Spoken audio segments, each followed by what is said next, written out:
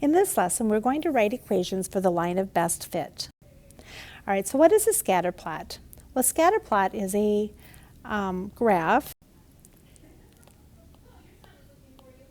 with points plotted that show a relationship between two sets of data.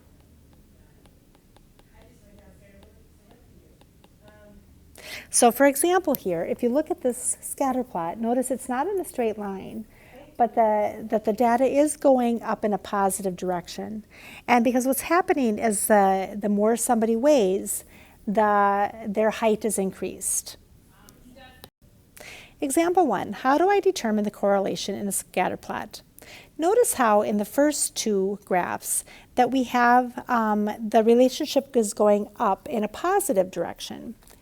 And so both of these are a positive relationship, but also notice that the data is closer together in the first piece than it is in second. So the first one is a strong positive. Where the next one, it's in a positive direction, but we're going to call that a moderate positive.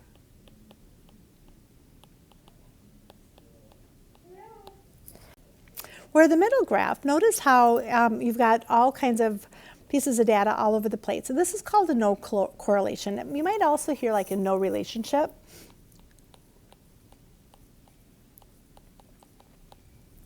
And then the next two are negative, and the first one being a stronger negative than the first. So we'll call that strong. And then we'll call this one moderate negative.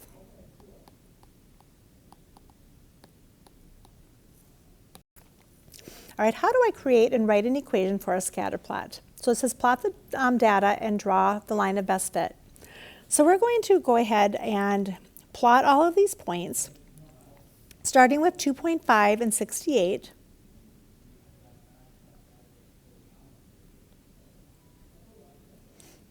Now I'm going to plot these, and so if you are also plotting these, I ask just go ahead and pause the video, and then you can pick right up after you're done plotting them.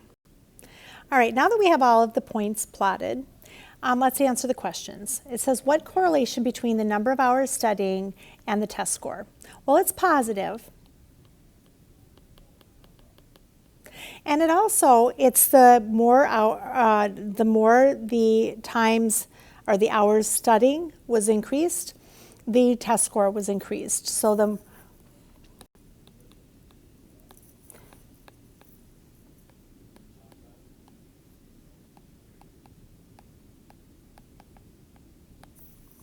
right, so the more hours that were spent studying, the higher the score.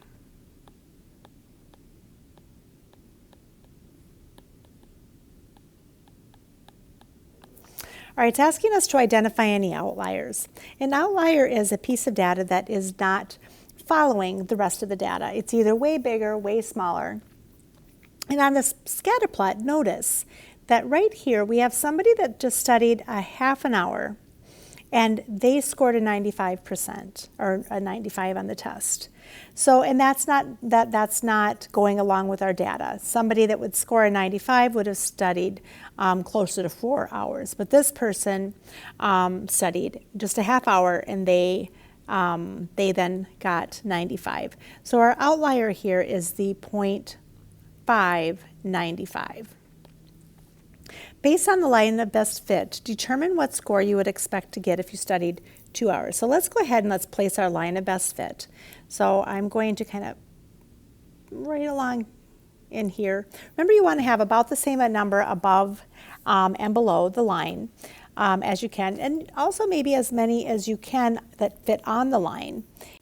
All right, based on the line of best fit, determine what score you would expect to if you studied 2 hours. So let's take this 2, and we're just going to draw a line coming up here. And notice that it's about 70. And so if you studied about 2 hours for 2 hours, you would expect to get about a 70. It's not going to be exactly 70, but about 70. If it were to fall along the line of best fit. Now let's write an equation for this line of best fit. So the first thing we would want to do is find the slope and find the y-intercept. And the y-intercept is pretty easy. It's 40. And then I'm going to come up, I'm finding 2 points that are pretty, let's just pick about this point and this point, and it's not going to be exact. So we're going to go up 10, 20, 30. So we're up 30, and then we're going to go over then 2. So our slope is 15. So our best equation for this then would be y is equal to 15x plus 40. All right, so we're going to write equations for the line of best fit here. Notice the first one, it's the basketball stats, and it's the minutes played and the points scored. Notice how this is a positive relationship.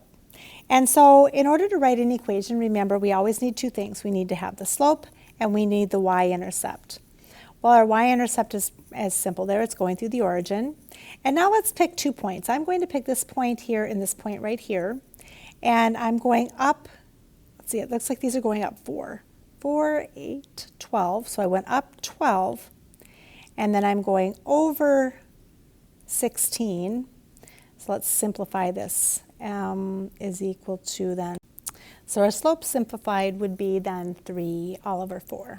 So y is equal to 3 all over 4x. And because there's a 0, I don't need that. And remember, this is also a direct variation or a proportional relationship.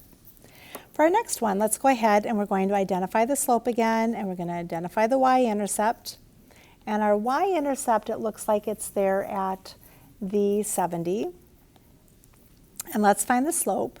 And so I'm going to pick 2 points. I would probably pick those 2 points. And I'm going down now. I'm going down 10, 20. So it's a negative 20. And then I'm going over 3. So we have a negative slope. So y is equal to negative 20 all over 3x plus 70. All right, let's take a look at this next one. Sometimes you're going to be asked to just choose the equation for the line of best fit. And so I like to start by looking at if I have a positive or a negative slope and seeing if I can rule out some of the choices here. So notice how this is a positive slope. And so if I look at my choices here, I have 2 that are negative. So I know that they're not going to be A or C. The next thing I like to do is to identify the y-intercept. And in this case, it looks like it's 0. It's going through the origin. And when I look at B and D, those also have a y-intercept of 0 because there's nothing there. So this you could have just 0 here. So then the next thing I would want to do is I want to test the slope. And so for the first one, I have a 1 all over 1 slope. So up 1, over 1, up 1, over 1, up 1, over 1, up 1, over 1, and so forth.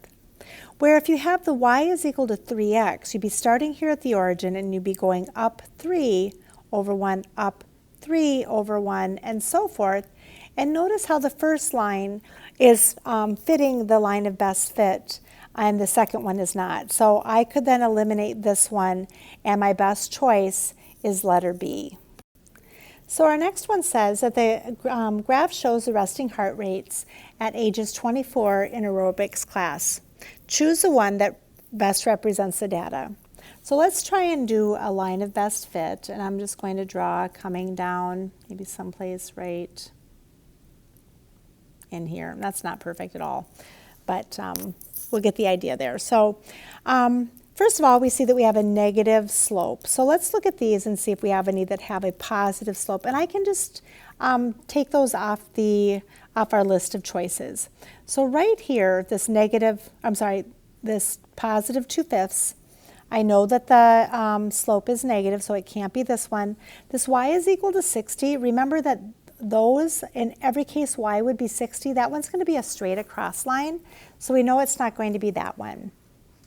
So now let's look and see, is the y-intercept, is a better choice 80 or is a better choice 60? And notice how we have it going through the 80. So our best choice here is letter A.